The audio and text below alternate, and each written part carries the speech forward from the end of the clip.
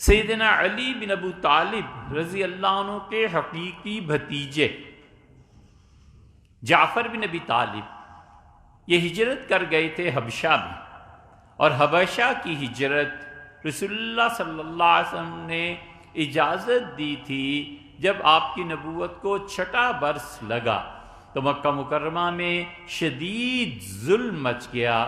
کوئی آدمی نہیں تھا جو اس ظلم میں حصہ نہ لے رہا ہو، بس دو ہی رہ گئے، یا ظالم رہ گئے یا مظلوم رہ گئے۔ اور رسول اللہ صلی اللہ علیہ وسلم نے فرمایا تم حبشہ ہجرت کر جاؤ، میں نے سنا ہے کہ وہاں کا حاکم بہت انصاف کرنے والا ہے۔ یہ انصاف اتنی بڑی چیز ہے کہ اللہ تعالیٰ نے فرمایا ہم نے انبیاء علیہ السلام کو بھیجا تاکہ دنیا میں انصاف قائم کریں۔ اس لیے جس سوسائٹی میں انصاف نہیں ہوتا وہاں لوگ مر جاتے ہیں، معاشرہ اجڑ جاتا ہے اور تباہی پھیل جاتی ہے۔ بڑا لمبا قصہ لکھا ہے اور خلاصہ اس کا یہ ہے کہ بزرگوں نے لکھا ہے کہ طوطا اور طوطی چلے۔ اس نے کہا شکر ہے کہ قید سے نجات ملی اور مالک کو رحم آیا، تو چلو چلتے ہیں اور دنیا کی سیر کرتے ہیں۔ چلتے چلے گئے اور ایک بستی سے جب گزرے تو بستی اجڑی ہوئی تھی، تو بڑے حیران ہوئے کہ یہاں پورے شہر میں کوئی آدمی مرد و عورت نہیں ہے۔ جا کر گھروں میں گھس گئے تو دیکھا لوگوں کے کھانے پکے ہوئے ہیں، سب چیزیں خراب ہو رہی ہیں۔ بڑے حیران ہوئے کہ کوئی آدمی مرد عورت کچھ نہیں نظر آ رہا۔ خیر چل پڑے اور طوطی نے طوطے سے کہا تو اس کا مطلب یہ ہے کہ یہاں پر الو آئے ہیں، اور الو ایسا منحوس ہے کہ جہاں سے گزر جائے وہاں اجاڑ دیتا ہے جگہ کو، بستیاں برباد ہو جاتی۔ وہ الو نے سن لی کئی بات اور وہ ساتھ چل پڑا، اور اس نے کہا ہمیں بدنام کرتی ہو کہ الو جس بستی میں چلے جائیں وہ اجڑ جاتی ہے، تباہ ہو جاتی ہے، تو یہ تو میں قاضی کے پاس شکایت لگاؤں گا کہ ہماری برادری کو بدنام کر دیا۔ الو نے آواز دی، چیخا، اور 40-50 الو جمع ہو گئے۔ اب وہ طوطا اور طوطی گھبرا گئے اور الوؤں کا پورا لشکر، انہوں نے کہا ہم تو تمہیں سزا دلوا کر رہیں گے۔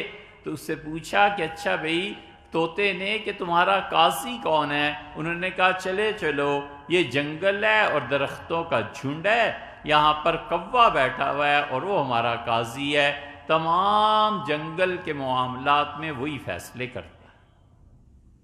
پیش ہوئے، الوؤں نے شکایت کی۔ اس نے کہا کیوں بے طوطے تو کیا کہتا ہے؟ اس نے کہا یہ طوطی نے کہا تھا کہ اس بستی میں الو گزر گئے ہوں گے۔ اس نے کہا کہ طوطی بول، اس نے کہا میں نے بالکل کہا تھا، ہمارے بڑے یہی کہتے تھے کہ الو بول گئے، الو بولتے ہیں۔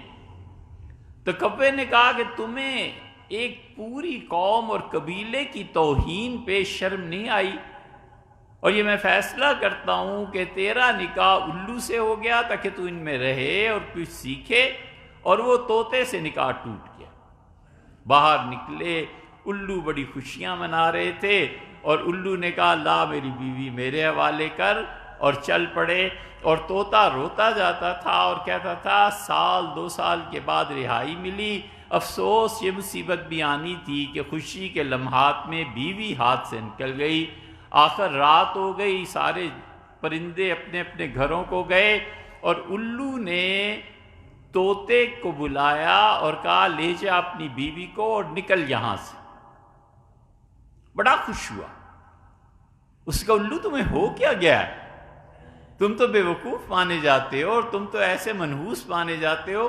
اس نے کہا ہمارے گزرنے سے بستیاں نہیں اجڑتی، بستیاں اس وقت اجڑتی ہیں جب عدالتوں والے لوگوں کی بیویاں غیروں کے حوالے کرتے ہیں، اور انصاف جس معاشرے میں نہ رہے وہ بستی اس لیے اجڑی تھی، اس لیے نہیں اجڑی تھی کہ ہم گزرے۔ یہی حال ہوتا ہے، جہاں بھی انصاف نہیں رہتا اجڑ جاتا ہے، گھر بھی اجڑ جاتا ہے، خاندان اجڑ جاتا ہے۔ کبھی غور کرو پچھلے 50-60 سال میں ایک آدمی کا ظلم پوری بستی کو اجاڑ دیتا ہے، ایک آدمی کا ظلم پورے خاندان کو تباہ کر دیتا ہے، ایک آدمی کا ظلم مسجد برباد کر دیتا ہے، اور ایک آدمی کا ظلم مدرسہ ختم کر دیتا ہے۔ یہ ظلم اتنی منحوس چیز ہے۔